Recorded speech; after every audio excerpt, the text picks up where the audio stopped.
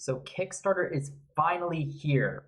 Well, at least it should be for you all. The date is released and later on, well, at least for 3 weeks. But I'm recording this the night before just to make sure I can get this out there. And really, I just want to make a quick video discussing the 5 start decks. Which ones should you consider picking up if you are a brand new player? And more so, I wanted to go into the detail to explain kind of what it looks like these decks are going to all be about so you can make the best decision for you.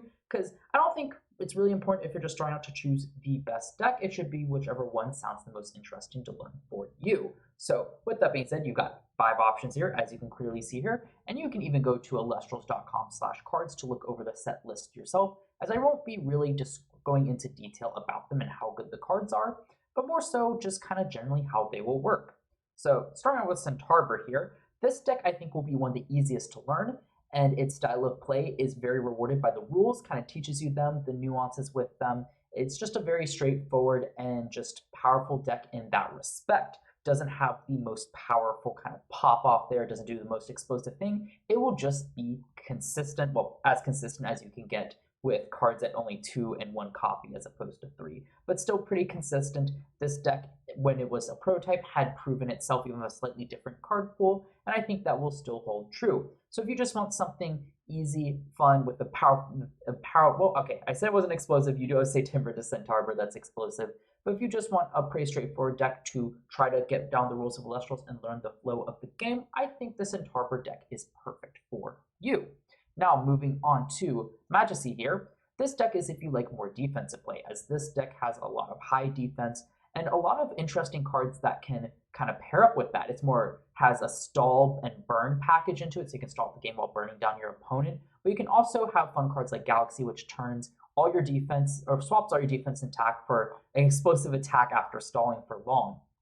Now, of note, I don't think that its upper end Majesty kind of, well, Majesty supports the deck well. I don't think the deck necessarily supports Majesty very well. Still a really neat card if you do get it out, and kind of does fit with that big defense play, but also switching to offense here. So even though as I said, I don't think it fits the best with it, you can still have a lot of fun with it if you like more of a stall kind of burn strategy with a pretty neat high-end Elestral here. Just kind of throw down the board and be able to be pretty flexible, whether you're just sitting on a big body or trying to deal some stuff, because it also has a protection effect. So if you like more defensive powers of play, not necessarily control, like destroying your opponent's cards, but just kind of like having annoying bodies that your opponent struggles to deal with, this deck is for you.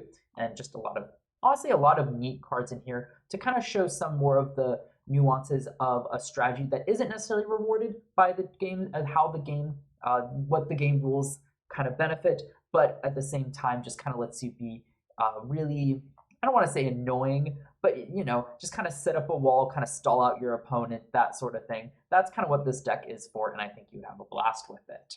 Moving on to the Imperial deck here. This is now a more classic control deck. It has a lot of tools for various types of control, whether it be destroying cards on the board, expending your opponent's resources, slowing them down. It is all in here. So if you like a good control style, this has got a lot of great cards for that to really just keep control of the board and what your opponent does as well. It is definitely a bit harder to pilot and pilot well, and it will take a bit to learn this deck as well, as you're not so much doing proactive plays, you are just kind of controlling what your opponent does, and that really takes a good understanding of the game and the decks you are facing against. So pretty cool there. It also has some pretty explosive cards in Signetric and Imperial to kind of be a payoff for this more control strategy. So if you like control, like powerful payoffs, let me know what your opponents can do, and don't mind taking a bit longer to kind of grasp what this deck's capabilities are and learn the rules of the game, I think this deck would be perfect for you. Second to last, we've got Pantera here, and this deck will just be absolute chaos. It's got a lot of great stuff, and it doesn't really pin down on one strategy. At one point, it can kind of do some more control. At one point, it can kind of just be straightforward, just attack over your opponent's stuff. Other times, it can just be combo chaos and just kind of scare your opponent with the explosivity of Hydrate, Twindra, and Pantera here. So if that sounds fun to you and you like to just kind of adapt to whatever your opponent's doing on board, this deck is for you, as it does have a fantastic search card in Aeolus to help you kind of get your Hydrakes, Aeromares, Pikas, Exalters, and Sorlets for whatever scenario you find yourself in. So if you like to be flexible, adapt to any situation, and just have a lot of fun being chaotic, this deck is a great pickup. And rounding off these decks, we got the Trifernal deck here. This one's fun if you like more of an aggro style of play, as this deck has a lot of phenomenal aggro cards here. It does also have some slower cards, so you might want to just kind of set up a wall, grab your aggro, and then burst your opponent down. This deck's got it as well. Just a lot of powerful stuff that lets you just attack, attack, attack, attack, burn your opponent. It's all here, and you've got a powerful high end with Blaze Risk being able to attack twice just to blitz down your opponent, and you can always get out Trifernal here just to be a really scary card that's hard to deal with as well. So if you'd like some aggro with, it's not full aggro since I did say you sometimes will throw down a wall just to then set up your aggro for next turn, but if you do like more of an aggro style play and don't mind some of the more stally tools in here to let you get more explosive aggro plays, then this deck is for you.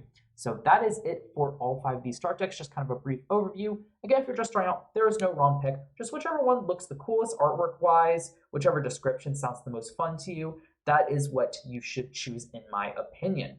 Now, if more experienced players are watching this, leave your thoughts down in the comments below for these decks, because the other reason I wanted to make this video is to also kind of get more opinions from the community to really help new players who watch this video decide the right deck for them. So definitely, if you're a new player, check down the comments, read them, see if there's any points people make that might sway you one way or the other or help you make a more informed decision. But with that being said, though, if you enjoyed this video, please consider giving me a like button. And if you're enjoying my content, please subscribe and turn on the notification bell so you can be notified when I upload more content.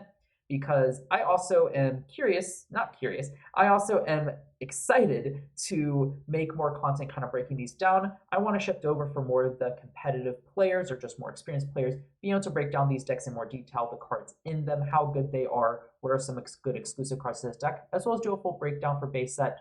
So even if you're a beginner player and that still interests you to see what this game has to offer, or you're a more experienced player who that sounds right up their alley, look forward to that. And again, turn on the notification bell to be notified when I do upload those. But with that being said, though, so excited for Kickstarter. It's finally here, and I hope you all can pick up some fun decks and just have fun playing Elestrals when we do finally get these products. So thank you to the team for such an amazing game, and yeah, let's just enjoy it.